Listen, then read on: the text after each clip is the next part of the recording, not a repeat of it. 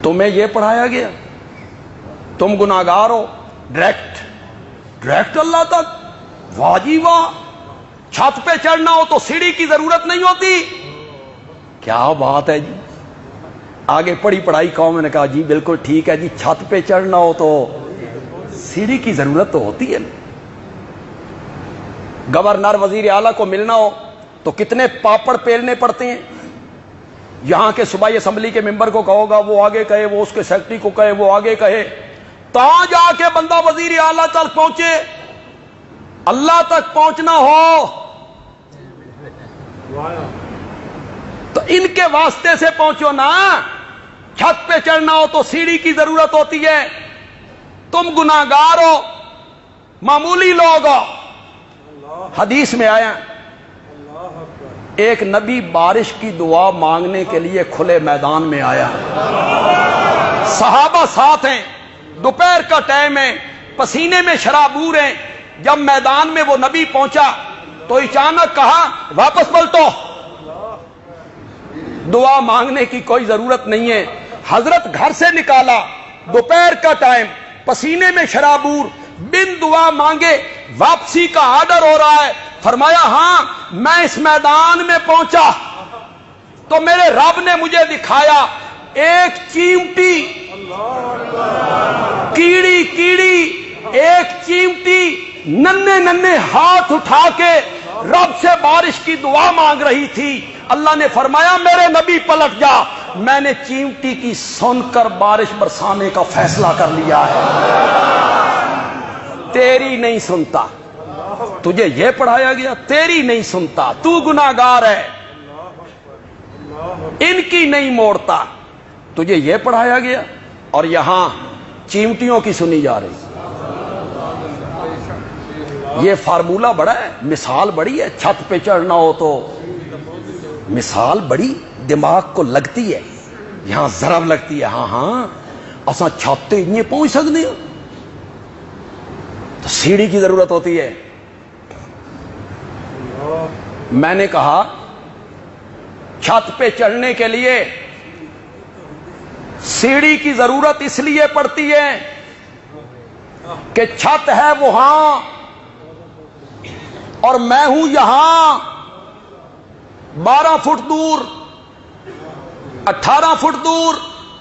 میں نے یہاں سے جانا ہے، وہاں بغیر سیڑھی کے نہیں جا سکتا، بغیر سیڑھی کے نہیں جا سکتا۔ مولا ذرا تو بتانا تو کہاں ہے؟ انہوں نے تجھے چھت سے مثال دے دی، 12 فٹ 14 فٹ چڑھنے کے لیے تو سیڑھی کی ضرورت پڑتی ہے۔ مولا تو کہاں ہے؟ فرمایا انی قریب، انی قریب کرو مانا۔ مولا یہ مائک بھی میرے قریب ہے، یہ سٹینڈ بھی میرے قریب ہے، قرآن کا نسخہ میرے قریب ہے، یہ میرا رومال میرے قریب ہے، تو کتنا قریب ہے؟ فرمایا نحن اقرب الیہ من حبل الورید، تیری شاہ رگ اتنی قریب نہیں جتنا میں تیرے قریب ہوں۔ 10 پوڑی کتھے رکھنی ہیں؟ مثالیں دیتا پھرتا ہے۔ چھت پہ چڑھنا ہو تو سیڑھی کی ضرورت پڑتی ہے، اور پاگل چھت پہ چڑھنے کے لیے سیڑھت کی ضرورت اس لیے پڑتی ہے کہ چھت دور ہے، اور جس رب سے میرا معاملہ ہے کتنا قریب۔ نحن اقرب الیہ من حبل الورید۔ وزیر اعلیٰ سے ملنا ہو، کمشنر صاحب سے ملنا ہو تو نیچے عملے کو ملنا پڑتا ہے، پاپڑ پیلنے پڑتی ہیں۔ میں نے کہا بالکل ٹھیک۔ میں گیا لاہور وزیر اعلیٰ صاحب کے دفتر میں، وزیر اعلیٰ صاحب باہر مل گئے، قدرتی مل گئے۔ مجھے کہتے ہیں پیش کر اپنی درخواست۔ کیا درخواست ہے؟ میں نے ادھر دیکھا، پھر ادھر دیکھا، پھر پیچھے دیکھا۔ وزیر اعلیٰ صاحب کہتے ہیں کدھر دیکھ رہے ہو؟ میں نے کہا نیچے والے عملے کو دیکھ رہا ہوں، ان کے ذریعے پہنچوں گا، ان کے واسطے سے پہنچوں گا، ان کے وسیلے سے پہنچوں گا۔ وزیر اعلیٰ صاحب کہتے ہیں تو نے میری آفر کی توہین کی ہے، میں جب خود کہتا ہوں کہ مانگ مجھ سے کیا مانگتا ہے، مانگ مجھ سے کیا مانگتا ہے، پھر تو چپڑاسیوں کو دیکھتا پھرتا ہے، پھر تو نیچے والے افسروں کو دیکھتا پھرتا ہے۔ قرآن کہتا ہے وَإِذَا سَأَلَكَ عِبَادِي عَنِّي فَإِنِّي قَرِيبٌ اجیب دعوت الداع اذا دعان، جب بھی کوئی پکارنے والا مجھے پکارتا ہے میں اس کی پکار کا جواب دیا کرتا ہوں۔ قال ربکم کا معنی کرو، تمہارا رب کہتا ہے ادعونی، مجھے پکارو، استجب لکم، میں تمہاری پکاروں کو کیا کرتا ہوں۔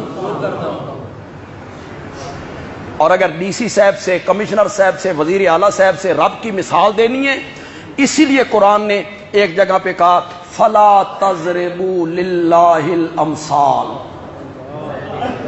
اللہ دیاں مثالاں نہ دتیاں کرو جی۔ اٹھاؤ قرآن، سورۃ نحل میں کہا، سورۃ نحل میں فلا تضربوا للہ الامثال، امثال اللہ کے لیے مثالیں بیان، چھتوں کی مثال بیان کرتے ہو، ڈی سی کی مثال بیان کرتے ہو، گورنر کی مثال، اس سے تشبیہ دیتے ہو۔ اور پاگلو، ڈی سی کے دروازے پر لکھا ہوا ہے بغیر اجازت اندر آنا منع ہے، اور اس نے اپنے دروازے پہ لکھوایا اجیب دعوت الداع اذا دعان، 24 گھنٹوں میں جب بھی مجھے پکار میں تیری پکار کا جواب دیا کرتا ہوں۔ میں اتوار کے دن کچہریاں پہنچا تو مجھے پتا چلا آج ڈی سی صاحب چھٹی پر ہیں۔ کیوں چھٹی ہوتی ہے؟ 7 دن کام کر کے تھک جاتے ہیں، ایک دن چھٹی کرتے ہیں۔ اللہ دی دے نا مثال ڈی سی نال دے، بندوں سے مثال دیتا ہے رب کی۔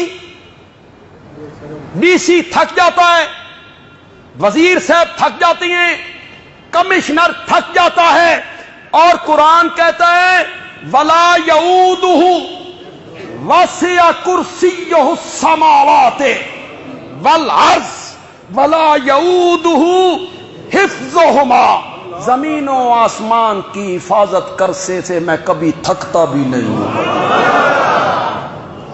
تو ان سے مثالیں دیتا پھرتا ہے رب کی، بندوں سے۔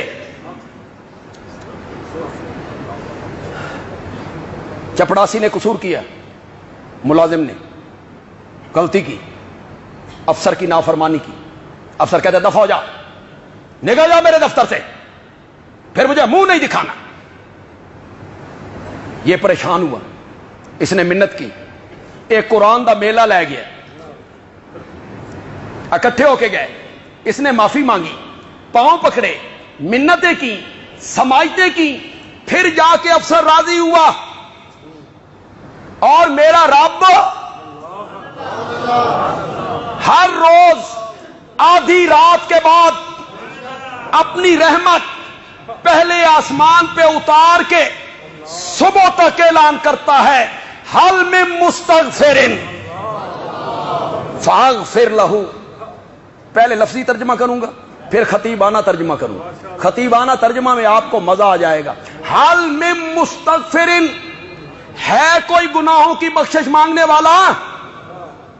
فاغفر لہ، میں گناہ بخشنے کے لیے آ گیا ہوں۔